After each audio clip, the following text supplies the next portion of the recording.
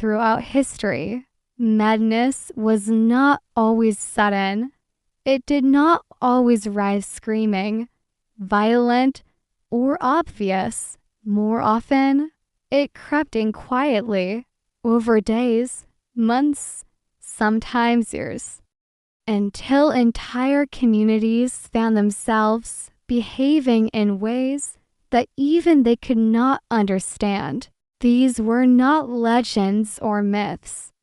They were recorded, documented events in which ordinary people slowly lost their grip on reality, not because of imagination, but because of fear, isolation, hunger, belief, and the unbearable weight of uncertainty.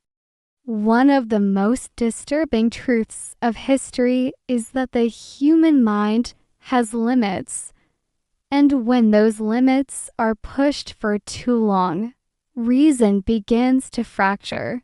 In the winter of 1518, in the city of Strasbourg, people began to dance. At first, it seemed harmless. A single woman stepped into the street and started moving, swaying her body without music, without rhythm, without joy. She danced for hours, then for days. Soon, others joined her.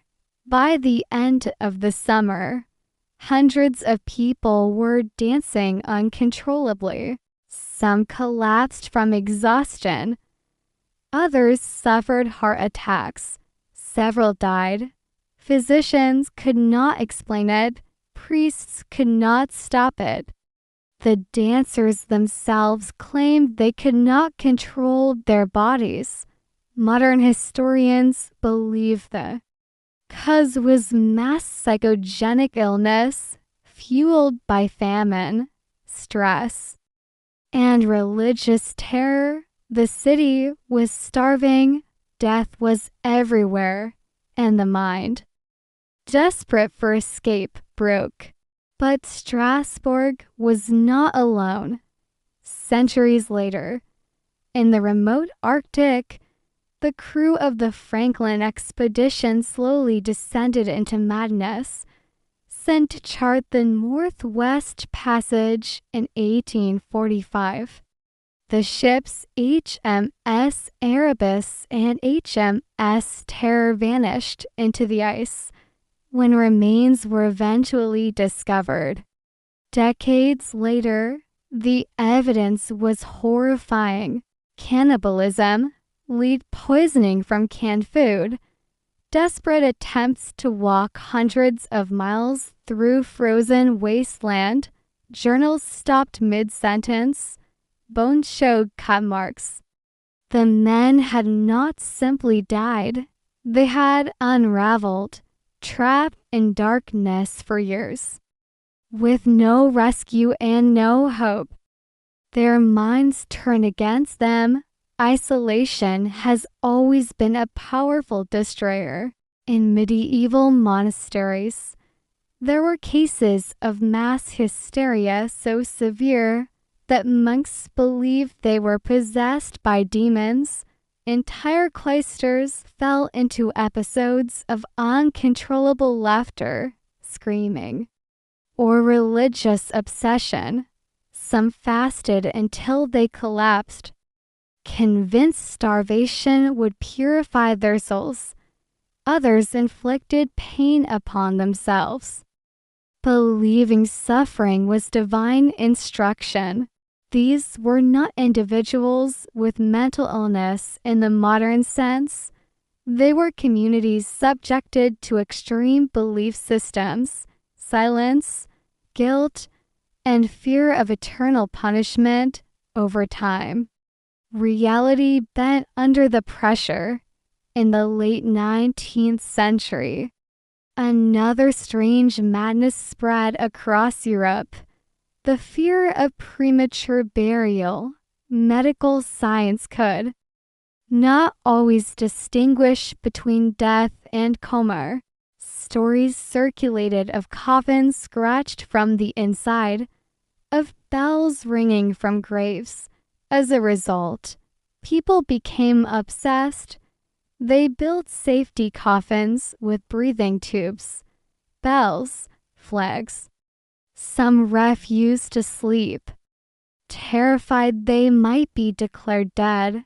Anxiety became a collective illness.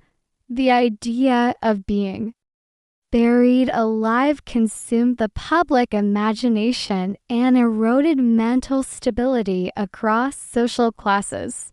Fear does not need to be real to destroy the mind. It only needs to be believed. During the Black Death, madness took on religious form.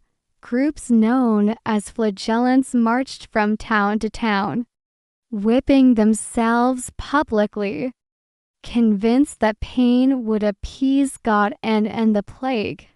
They beat their backs until flesh tore, and blood soaked the ground. Many died from infection or exhaustion. The movement spread rapidly, feeding on terror and grief. Families were dying overnight. Priests were helpless. Science had no answers. In that vacuum, extreme behavior felt rational. History shows again and again that uncertainty is poison to the human psyche. In 1944, Japanese civilians on Saipan experienced something equally tragic. As American forces advanced, Japanese propaganda convinced civilians that surrender meant torture and humiliation. Entire families jumped from cliffs into the ocean. Mothers killed their children before killing themselves. This was not insanity in the clinical sense. It was psychological conditioning pushed to its breaking point.